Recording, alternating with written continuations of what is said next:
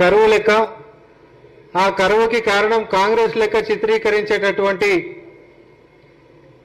విధంగా BRS party చేస్తున్నటువంటి ప్రయత్నాలు రోజు రోజుకి విఫలమవుతున్నటువంటి సంగతి మనందరికీ తెలిసిందే. కానీ కాంగ్రెస్ పార్టీ నుంచి దీని మీద ఒక స్పష్టతను ఇచ్చేటటువంటి బాధ్యత కూడా మా అందరి మీద ఉంది. కాబట్టి బీఆర్ఎస్ నాయకులైనటువంటి కేసీఆర్ గారికి మరి తెలంగాణ సమాజం అడుగుతున్నటువంటి ప్రశ్నలకి జవాబులు చెప్పాల్సినటువంటి బాధ్యత ఉంది.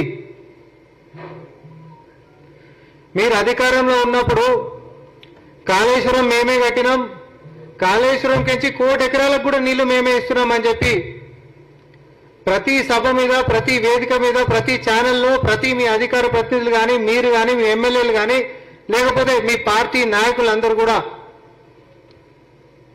ఎంత మొత్తుకున్నారో అందరికీ తెలుసు. దీని యొక్క ఘనత కేసీఆర్ గారికే చెందాలి.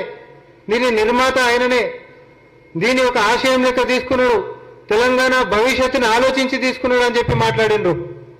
కాళేశ్వరం కట్టింది ఆయననే, 1 కోటి ఎకరాలకు నీళ్ళు ఇచ్చింది ఆయననే అని చెప్పి.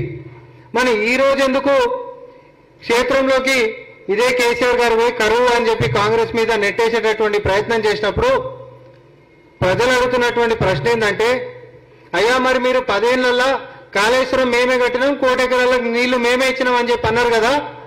మరి 1 కోటి ఎకరాలకు నీళ్లు మీరే ఇచ్చి కాళేశ్వరం కడితే ఆ కాళేశ్వరం కూలిపోయింది కదా మీ కక్కుర్తికి. మరి కూలినప్పుడు ఆ 1 కోటి ఎకరాలకు నీళ్లు రావు కదా అనేటటువంటిది ఒక సూటి ప్రశ్న ప్రజలు అడుగుతా ఉన్నారు. ఎవరైనా కూడా మెడకాయ మీద తలకాయల 1 మంది దిమాకున్న ఆలోచన చేస్తారు. కానీ మేధావులం అనుకునేటటువంటి కేసీఆర్ గారు అండ్ కో మాత్రం ఈ యొక్క బద్నామిని మాత్రం బట్టగాల్చి కాంగ్రెస్ మీద వేద్దామని చెప్పి చూస్తున్నారు. నిజంగానే కాళేశ్వరం కట్టి 1 కోటి ఎకరాలకు నీళ్ళు ఇచ్చే వ్యవస్థ దానికి ఉంటే ఈరోజు కూలిపోయింది కాబట్టి నీళ్ళు వస్తలేవు.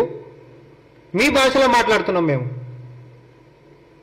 కాబట్టి ఈరోజు కరువుకి కారణం కాంగ్రెస్ కాదు. మీరు కట్టిన కాళేశ్వరం కూలిపోయి కరువు దిశగా తీసుకొని పోతే ఆ కరువు నుంచి బయట పడేనికే కాంగ్రెస్ పార్టీ గతంలో కట్టినటువంటి ప్రాజెక్టుల కారణం. ఇది ప్రజలందరికీ తెలుసు. మీరు కట్టినటువంటిది సుక్క నీళ్లు తోడేటటువంటి పరిస్థితి లేదు, ఒక ఎకరాకి తడిపేటటువంటి పరిస్థితి లేదు రాష్ట్ర వ్యాప్తంగా.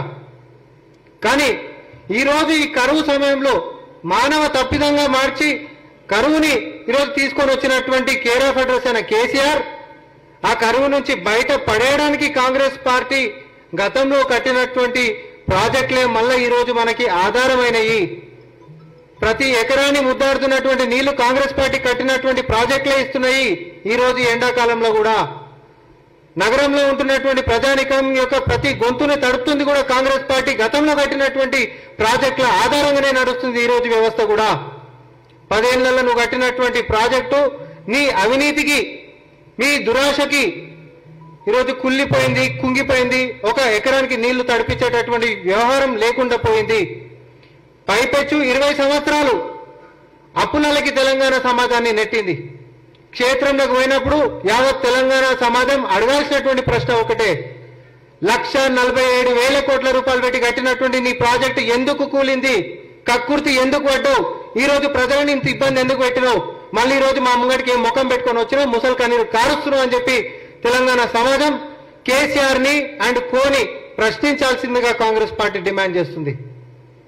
అన్నం పెట్టేటటువంటి చేయి ఉన్నటువంటి కాంగ్రెస్ పార్టీని ఈరోజు రక్తం పీల్చినటువంటి ఈ డేగలు బీఆర్ఎస్ పార్టీ నేతలు విమర్శించేటటువంటి నైతిక హక్కు లేదు.